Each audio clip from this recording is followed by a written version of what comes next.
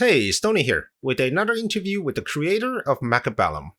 In this interview, we'll answer some of the community's hottest questions.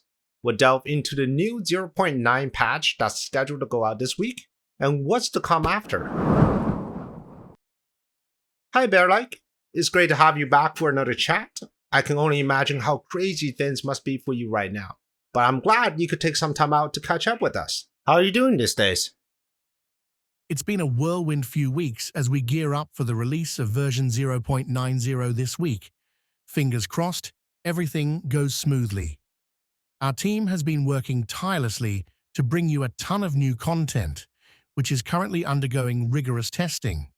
We're not just focusing on 0.90 though, we're also laying the groundwork for the big 1.0 release that's just around the corner. With so much new stuff to test and bugs to squash, our schedule is pretty packed.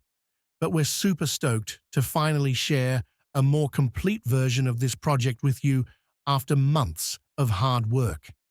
And let's be real, the thought of launching the official 1.0 release is getting us all pretty pumped up. One of the player asked, and I'm also very curious myself, what's a typical day like for the mastermind behind Mechabellum? Can you give us a glimpse into your daily routine, Bearlike? As the studio lead, my days are always a juggling act. With a team of around a dozen people, there's a lot to manage and coordinate. I start each morning by getting everyone on the same page, assigning tasks and making sure we're all on track. Then, I dive into my own design work, which usually happens later in the day. But as you can imagine, running a company means there are always other things to tackle: HR, office management, finances, the list goes on. These tasks pop up throughout the day, and before I know it, the day is flying by. Once most of my colleagues head home, I often stick around for a bit. With fewer distractions, I can really focus on my design work. It's also a great time to sneak in a few rounds of Mechabellum. I like to stay up to date on the current meta and think about any tweaks we might need to make down the line. But with my crazy schedule, I don't always get to play every day, which is why I now hold the dubious title of having the lowest MMR on the team. First, let's talk about the most recent patch that nerfed the extended range Vulcan card.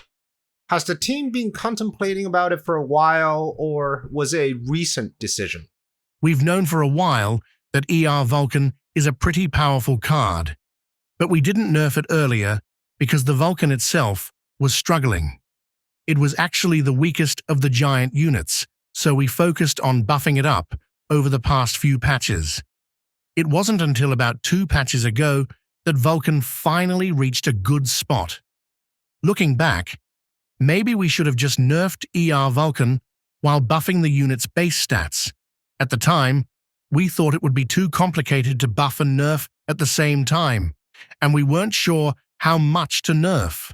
So, we decided to prioritize getting Vulcan strong first, and then we'd figure out how to balance its cards. It's a bit of a hindsight thing, but we're always learning and adjusting. So how do you feel about the Vulcan in the current meta? When it comes to judging the meta, we rely on 2 key factors: statistical data and tournament results. From what we've seen in tournaments, there's been a mix of successful unit combinations and tactics, with different strategies winning and performing well.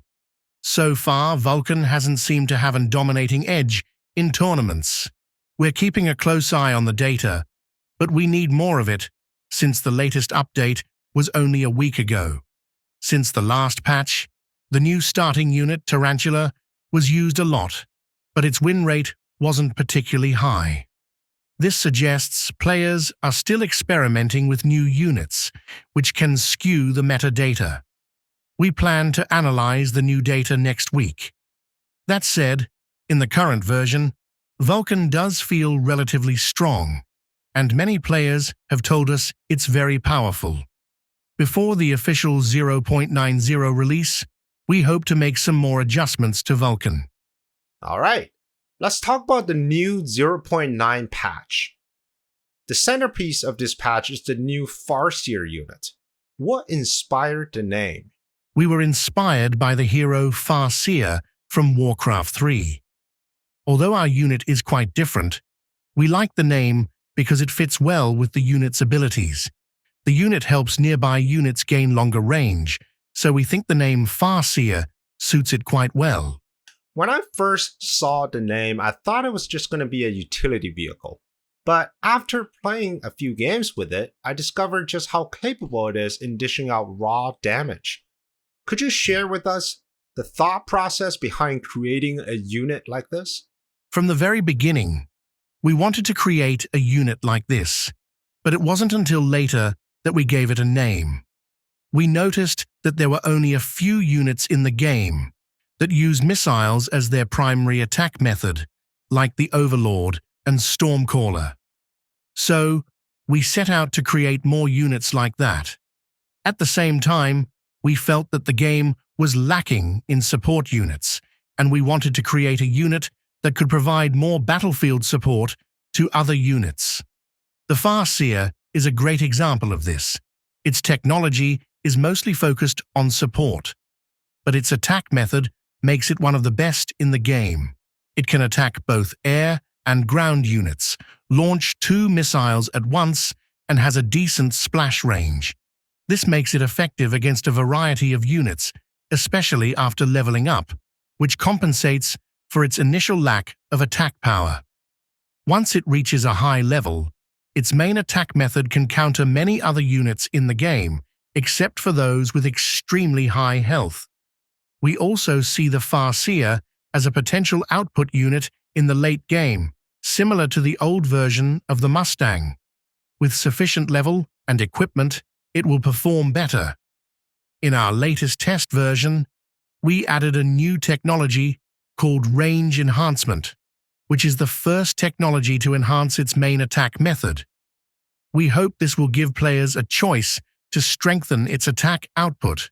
However, we still want to maintain its primary role as a support unit, so it only has this one technology to enhance its attack. The rest of its technologies will focus on providing support to nearby units. What do you think is Farseer's biggest weakness? One of the Farseer's major drawbacks is that its damage output can be underwhelming if you rely on it too heavily unless it's leveled up or equipped with enhancements. Another vulnerability is its susceptibility to missile-interception technologies, which can significantly counter its effectiveness. Moreover, as a 300 supply unit, its health is relatively low, making it more fragile than a dedicated tank unit. As a result, it's an easy target for units with longer range to quickly take out. Overall, while the Farseer has its strengths, it also comes with some notable weaknesses that players need to be aware of when using it in gameplay. Now with more missile-based units in the game, each with a slightly different mechanism, can you tell us more about how missiles, as well as missile interception work exactly? Missiles have their own health points, and different types of missiles have varying levels of missile health. For instance, the rocket punch from the Fortress has a lot of health points, making it tougher to intercept. However, if you have enough missile interception devices, you can still take it down. Some missiles, like the Stormcallers, are untrackable and will attack a specific location on the ground. If the target unit moves away from that spot, the Stormcaller will often miss its mark. On the other hand, Rocket Punch from Fortress or Farseer's missiles have accurate attacks that will follow the target, ensuring a hit unless the enemy is destroyed during the missile's flight. Now let's dive into how missile defense works. We didn't include all the nitty-gritty details in the tech descriptions because, frankly, it's a lot to take in. But here's the lowdown. Different missiles have different health points, and different interception devices have varying attack powers and frequencies. After each continuous interception, the device's attack power will decrease, but the rate of decrease varies between devices. The attack power won't drop to 0 either. Different interception devices also have different lower limits for attack power, and they recover at different speeds. This means that the attack power will slowly come back over time. You might be wondering why we have so many parameters for missile-interception devices. It's because each device has its own unique mechanism. Some, like the Mustangs, uses the unit's main attack weapon, preventing it from attacking other targets while intercepting missiles. Others, like the War Factory, don't occupy the unit's main attack method. To balance things out, we need to tweak the attributes of each device. For example, the Mustangs can shoot a lot of bullets, but its interception frequency and power need to be adjusted to keep things fair. I know this explanation might be a bit confusing, which is why we didn't include all these details in the game's tech descriptions in the first place. One of my favorite changes in this new patch is the Doubleshot tech on the Sabertooth. Can you tell us more about the thought behind this change? Initially, the Sabertooth had Doubleshot, but we had to swap it out for photon emission. With the new Farseer unit, we realized that support technologies like photon emission are a better fit for it, so we removed it from the Sabertooth. This change freed up space for other technologies, and we always thought Doubleshot was a better fit for the Sabertooth's design and role. Now, it can deal high damage and take down high health units, making its role clearer and more distinct from the Farseer. The Sandworm also received a buff, now creating larva at the same level as the Sandworm. What can you tell us about that? We initially wanted to offer two distinct strategies for the Sandworm unit. One focused on quantity, and the other on quality. However, we realized that the replicate technology wasn't strong enough to support this. As a result, the mass Sandworm strategy isn't commonly used, and most players rely on the Sandstorm and armor technologies. This makes the gameplay for Sandworms a bit one-dimensional. To fix this, we're strengthening the replicate tech to make them more viable, so they now produce larva at the same level as the Sandworm. This will encourage players to use these technologies more, adding more depth to the gameplay. I noticed that 2 new starting specialists have been added in this new patch. What can you tell us about that? We're introducing 2 new specialists, Sabertooth and Farseer, to shake up the gameplay. In the past, building strategies around rare units was tough because you never knew when you'd get one. Now, with these specialists, players can experiment and develop more defined play styles. This opens up new possibilities and encourages players to try out fresh approaches. Will we expect a Typhoon and a Fire Badger starting specialist in the near future? For now, we're not planning to introduce specialists for Typhoon or Fire Badger units. We're concerned that they might become too overpowered early on. Plus, we're still fine-tuning these units, so we want to wait until they're more balanced before considering specialists for them.